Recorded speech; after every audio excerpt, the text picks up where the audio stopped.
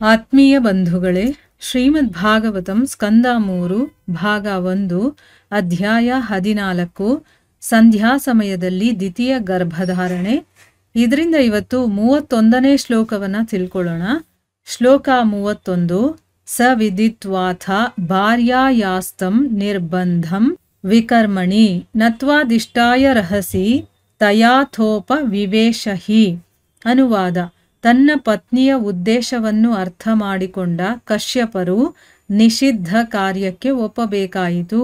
ಹೀಗಾಗಿ ಪೂಜ್ಯನಾದ ವಿಧಿಗೆ ತಮ್ಮ ನಮನಗಳನ್ನು ಸಲ್ಲಿಸಿ ಅವರು ಏಕಾಂತ ಸ್ಥಳದಲ್ಲಿ ಆಕೆಯೊಡನೆ ಮಲಗಿದರು. ಇದು ಶ್ಲೋಕ ಮತ್ತೆ ಅದರ ಅನುವಾದ. ಈಗ ಭಾವಾರ್ಥದ ಮೂಲಕ ನಾವು ಇದರ ಅರ್ಥವನ್ನ ತಿಳ್ಕೊಳ್ಳೋದಕ್ಕೆ ಪ್ರಯತ್ನ ಮಾಡೋಣ. ಓದ ಭಾಗದಲ್ಲಿ ಏನ್ ತಿಳ್ಕೊಂಡ್ವಿ?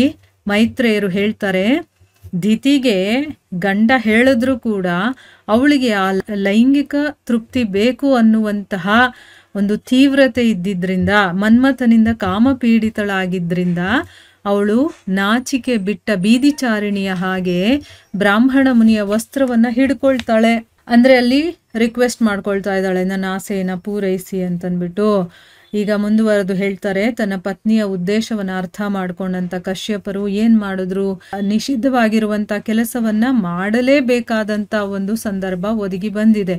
ಅದಕ್ಕೋಸ್ಕರ ಅವರು ಒಪ್ಕೊಳ್ಳೇಬೇಕಾಯ್ತು. ಹೀಗಾಗಿ ಪೂಜ್ಯನಾದಂತಹ ವಿಧಿಗೆ, ಅಂದ್ರೆ ವಿಧಿಯಾಟದ ಮುಂದೆ ನಮ್ದೇನು ನಡೆಯಲ್ಲ ಅಂತ, ಅವನು ಏನ್ ಮಾಡಿಸ್ತಾನೋ ಅದನ್ನ ಮಾಡ್ಲೇಬೇಕಾಗಿರತ್ತಲ್ವಾ. ಸೊ ವಿಧಿಗೆ ಇವಾಗ ಈ ರೀತಿ ನಡಿಬೇಕು ಅಂತ ನಿರ್ಧಾರ ಮಾಡಿದೆ ಅಂದಮೇಲೆ ನಾನೇನು ಮಾಡೋದಕ್ಕಾಗಲ್ಲ ಅಂತ ಆ ವಿಧಿಗೆ ತಮ್ಮ ನಮಸ್ಕಾರಗಳನ್ನ ಸಲ್ಲಿಸಿ ಅವರು ಏಕಾಂತ ಸ್ಥಳದಲ್ಲಿ ಆಕೆಯ ಜೊತೆ ಮಲಗ್ತಾರೆ. ಈಗ ಭಾವಾರ್ಥದಲ್ಲಿ ಗುರುಗಳು ಇದರ ಬಗ್ಗೆ ಏನ್ ಹೇಳಿದ್ದಾರೆ ಅಂತ ತಿಳ್ಕೊಳ್ಳೋಣ. ಕಶ್ಯಪನು ತಮ್ಮ ಪತ್ನಿಯೊಡನೆ ನಡೆಸಿದ ಸಂಭಾಷಣೆಯಿಂದ ತಿಳಿದು ಬರುವುದೇನೆಂದರೆ, ಅವರು ಶಿವನ ಆರಾಧಕರು. ಶಿವ ಅವರ ಈ ನಿಷಿದ್ಧ ಚಟುವಟಿಕೆಯಿಂದ ಸಂಪ್ರೀತಗೊಳ್ಳುವುದಿಲ್ಲವೆಂದ ತಿಳಿದಿದ್ದರೂ ಪತ್ನಿಯ ಅಪೇಕ್ಷೆಯಲ್ಲಿ ಅವರು ಅದರಲ್ಲಿ ತೊಡಗಬೇಕಾಯಿತು. ಆದ್ದರಿಂದ ಅವರು ವಿಧಿಗೆ ನಮಿಸಿದರು. ಇಂತಹ ಅಕಾಲ ಸಂಭೋಗದಿಂದ ಉತ್ತಮ ಮಗು ಜನಿಸುವುದಿಲ್ಲವೆಂದು ಅವರಿಗೆ ಗೊತ್ತಿದ್ದರೂ ಹೆಂಡತಿಗೆ ಅವರು ಮಣಿಯುವಂತಹವರಾದ್ದರಿಂದ ತಮ್ಮನ್ನು ತಾವು ರಕ್ಷಿಸಿಕೊಳ್ಳಲಾಗಲಿಲ್ಲ. ಇಂತಹದೇ ಸಂದರ್ಭದಲ್ಲಿ ಠಾಕೂರ ಹರಿದಾಸರು ಮಧ್ಯರಾತ್ರಿಯಲ್ಲಿ ವ್ಯಭಿಚಾರಿಣಿಯೊಬ್ಬಳಿಂದ ಉದ್ರಿಕ್ತಗೊಂಡರು. ಅವರು ಕೃಷ್ಣ ಪ್ರಜ್ಞೆಯಲ್ಲಿ ಪರಿಪೂರ್ಣರಾಗಿದ್ದುದರಿಂದ ಆ ಆಕರ್ಷಣೆಯಿಂದ ತಪ್ಪಿಸಿಕೊಂಡರು. ಕೃಷ್ಣ ಪ್ರಜ್ಞೆಯುಳ್ಳ ವ್ಯಕ್ತಿಗೂ ಇತರರಿಗೂ ಇರುವ ವ್ಯತ್ಯಾಸ ಇದೆ.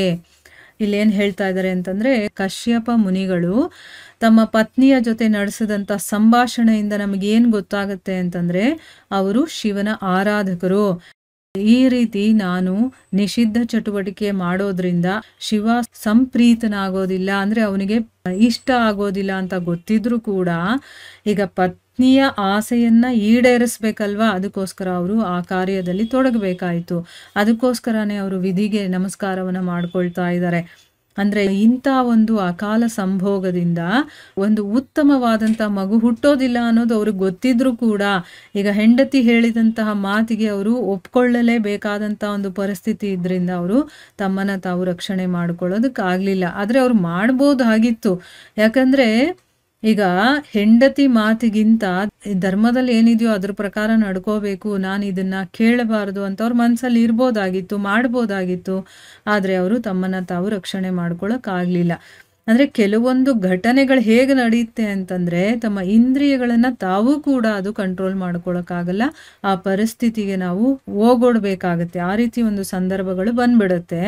ಇಲ್ಲಿ ಗುರುಗಳು ಇಂಥ ಒಂದು ಸಂದರ್ಭ ಠಾಕೂರ್ ಹರಿದಾಸ್ ಅನ್ನೋರ ಒಂದು ಜೀವನದಲ್ಲೂ ನಡೆದಿತ್ತು. ಅಂದ್ರೆ ಅವ್ರ ಹತ್ರ ಒಬ್ಬ ವ್ಯಭಿಚಾರಿಣಿ ಬಂದು, ನಾನು ನಿಮ್ ಜೊತೆ ಇರಬೇಕು ಅಂತ ನಂಗೆ ತುಂಬಾ ಆಸೆ ಆಗ್ತಾ ಇದೆ ಅಂತ ಕೇಳ್ಕೊಳ್ತಾಳೆ. ಅವಾಗ ಹರಿದಾಸ್ ಠಾಕೂರರು ಏನ್ ಹೇಳ್ತಾರೆ, ಆಯ್ತು ನಾನು ನಿನ್ನ ಆಸೆಯನ್ನ ಪೂರೈಸ್ತೀನಿ, ಆದ್ರೆ ನಂದೊಂದು ವ್ರತ ಇದೆ. ಏನು ಅಂದ್ರೆ, ನಾನು 1 ಲಕ್ಷ ಜಪ ಮಾಡಬೇಕು ಅನ್ನೋದು ನನ್ನ ಒಂದು ವ್ರತ ಇದೆ, ಅದಿನ್ನೂ ಮುಗಿದಿಲ್ಲ, ಅದು ಮುಗಿದ ಮೇಲೆ ನಿನ್ ಜೊತೆ ಇರ್ತೀನಿ ಅಂತ ಹೇಳ್ತಾರೆ. ಸೊ ರಾತ್ರಿ ಎಲ್ಲ ಜಪ ಮಾಡ್ತಿರ್ತಾರೆ. ಅವಳಲ್ಲೇ ಕೂತ್ಕೊಂಡು ಕೇಳ್ತಾ ಇರ್ತಾಳೆ. ಆಯ್ತಾ, ಇವ್ರದ್ದು ಇನ್ನೂ ಮುಗಿದಿಲ್ವಲ್ಲ ಅಂತ, ಮುಗಿಯುತ್ತೆ ಮುಗಿಯುತ್ತೆ ಅನ್ಕೊಂಡು ಕಾಯ್ತಾ ಇರ್ತಾಳೆ. ಆದ್ರೆ ಬೆಳಗ್ಗೆ ಆಗ್ಬಿಡತ್ತೆ. ಮತ್ತೆ ಬೆಳಕರ್ದಾಗ ಮಾಮೂಲಿ ಅವಳು ಹೊರಟೋಗ್ಬಿಡ್ತಾಳೆ, ರಾತ್ರಿ ಬರ್ತೀನಿ ಅಂತ. ಮತ್ತೆ ರಾತ್ರಿ ಬಂದಾಗ ಅವ್ರು ಅದನ್ನೇ ಹೇಳ್ತಾರೆ, ನಂದು ಇನ್ನೂ ಜಪ ಮುಗ್ದಿಲ್ಲ ಅಂತಂದ್ಬಿಟ್ಟು.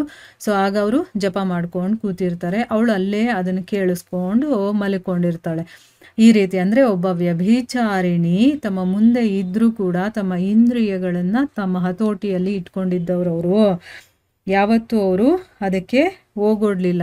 ಅಂದರೆ ತಮ್ಮ ಇಂದ್ರಿಯಗಳು ಹೇಳಿದಾಗ ಅವರು ಕೇಳಲಿಲ್ಲ, ಕೇಳುವಂಥ ನೆಸೆಸಿಟಿನೂ ಇಲ್ಲ. ಯಾಕಂದರೆ ಆ ಇಂದ್ರಿಯಗಳೆಲ್ಲವೂ ಕೂಡ ಭಗವಂತನಿಗೆ ಸಮರ್ಪಿತವಾಗಿಬಿಟ್ಟಿತ್ತು.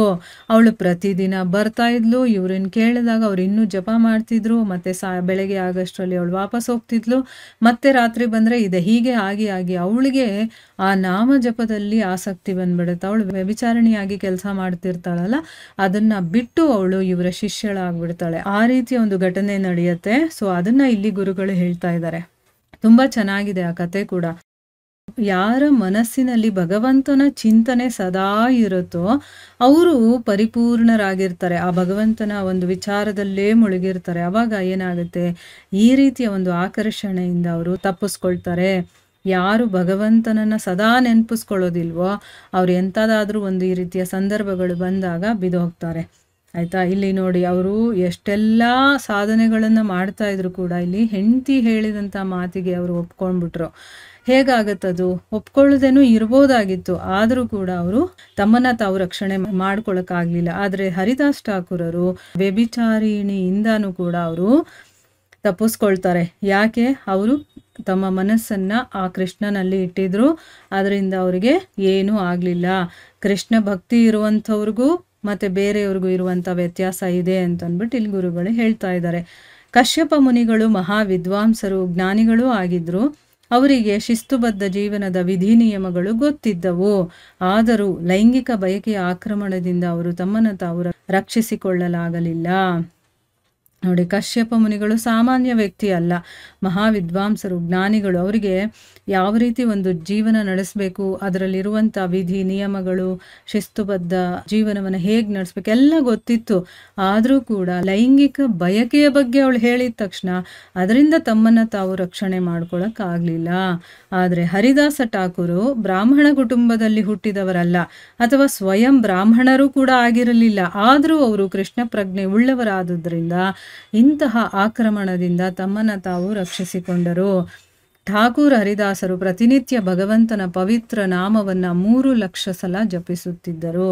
ನೋಡಿ, ಇಲ್ಲೇನು ಹೇಳ್ತಾ ಇದ್ದಾರೆ ಗುರುಗಳು, ಇದನ್ನು ನಾವು ತಿಳ್ಕೋಬೇಕು. ಏನು ಅಂತಂದರೆ, ಇಲ್ಲಿ ಕಶ್ಯಪ ಮುನಿಗಳು ಮಹಾವಿದ್ವಾಂಸರು, ಜ್ಞಾನಿಗಳು, ಮತ್ತು ಅವರು ಬ್ರಾಹ್ಮಣರಾಗಿದ್ದರು. ಆದರೂ ಕೂಡ ಅವರು ಲೈಂಗಿಕ ಬಯಕೆ ಆಕ್ರಮಣಕ್ಕೆ ಒಳಗಾದರು. ಆದರೆ ಹರಿದಾಸ ಠಾಕೂರರು ಬ್ರಾಹ್ಮಣ ಕುಟುಂಬದಲ್ಲಿ ಹುಟ್ಟಿದಂಥವ್ರು ಅಲ್ಲ. ಅವರು ಸ್ವಯಂ ಅವರು ಬ್ರಾಹ್ಮಣರು ಕೂಡ ಆಗಿರಲಿಲ್ಲ. ಅವರೇನು ಅಂತಂದರೆ ಕೃಷ್ಣನ ಪ್ರಜ್ಞೆ ಇರುವಂಥವ್ರು, ಭಗವಂತನ ಸ್ಮರಣೆ, ಅವನು ಯಾರು ಏನು ಅಂತ ತಿಳುವಳಿಕೆ ಇದ್ದಂಥವ್ರು. ಅವರು ತಮ್ಮನ್ನು ತಾವು ಇಂಥ ಒಂದು ಆಕ್ರಮಣದಿಂದ ರಕ್ಷಣೆ ಮಾಡಿಕೊಂಡ್ರು. ಅಂದರೆ ಇಲ್ಲಿ ಬ್ರಾಹ್ಮಣ ಕುಟುಂಬದಲ್ಲೇ ಹುಟ್ಟಿರಬೇಕು ಅಂತೇನಿಲ್ಲ, ನಮಗೆ ಆ ಭಗವಂತನ ಪ್ರಜ್ಞೆ ಇದ್ದರೆ ಸಾಕು. ಅದರಿಂದ ನಾವು ಹೊರಗಡೆ ಬಂದ್ಬಿಡಬಹುದು. ಅಂದರೆ ಈ ಇಂದ್ರಿಯಗಳ ಆಕರ್ಷಣೆಗೆ ನಾವು ಒಳಗಾಗೋದಿಲ್ಲ. ಹರಿದಾಸ್ ಠಾಕೂರರು ಪ್ರತಿನಿತ್ಯ ಆ ಭಗವಂತನ ಪವಿತ್ರ ನಾಮವನ್ನು 3 ಲಕ್ಷ ಸಲ ಜಪಿಸ್ತಾ ಇದ್ರು. ನಾನಾಗಲೇ 1 ಲಕ್ಷ ಅಂತ ಹೇಳಿಬಿಟ್ಟೆ, ಅದು ತಪ್ಪು. 3 ಲಕ್ಷ ಸಲ ಜಪಿಸ್ತಾ ಇದ್ರು. ನೋಡಿ, ನಾವು ಒಂದೇ ಒಂದು ಮಾಲೆ ಜಪ ಮಾಡೋದಕ್ಕೆ ಹಿಂದೆ ಮುಂದೆ ನೋಡ್ತೀವಿ, ಬೇಜಾರು ಮಾಡ್ಕೊಳ್ತೀವಿ. ಅವ್ರಿಗೆ ಅದೇ ರುಚಿ. ನೋಡಿ, 3 ಲಕ್ಷ ಸಲ ಜಪ ಮಾಡೋದು ಅಂತಂದರೆ ಸಾಮಾನ್ಯ ಅಲ್ಲ. ಒಂದು ಮಾಲೆನಲ್ಲಿ 108 ಇರುತ್ತೆ. 108 ಸರಿ ಮಾಡೋದಕ್ಕೆ ನಮಗೆ ಕಷ್ಟ. ಇನ್ನು 3 ಲಕ್ಷ ಸಲ ಅಂತಂದರೆ ನಾವು ನಮ್ಮ ಜನ್ಮದಲ್ಲೂ ಮಾಡ್ತೀವೋ ಇಲ್ವೋ ಗೊತ್ತಿಲ್ಲ ಅಲ್ವಾ. ಅಂಥ ಪವಿತ್ರ ನಾಮವನ್ನು ಅಷ್ಟು ಸರಿ ಜಪ ಮಾಡೋರು ಅಂತಂದರೆ ಅವರು ಎಷ್ಟು ಪರಿಶುದ್ಧರಾಗಿರಬಹುದು ಅನ್ನೋದನ್ನು ನಾವಿಲ್ಲಿ ನೆನಪಿಸ್ಕೋಬೇಕು. ಈಗ ಒಂದೇ ಒಂದು ಸರಿ ರಾಮನಾಮ ಜಪ ಮಾಡಿದ್ರೇ ಎಷ್ಟೋ ಪುಣ್ಯ ಅಂತ ಹೇಳ್ತಾರೆ. ಇನ್ನು ಭಗವಂತನ ನಾಮ ಜಪವನ್ನು 3 ಲಕ್ಷ ಸಲ ಮಾಡೋದು, ಅದು ಏನು ಪ್ರತಿನಿತ್ಯ ಅಂತ ಹೇಳಿರೋದು.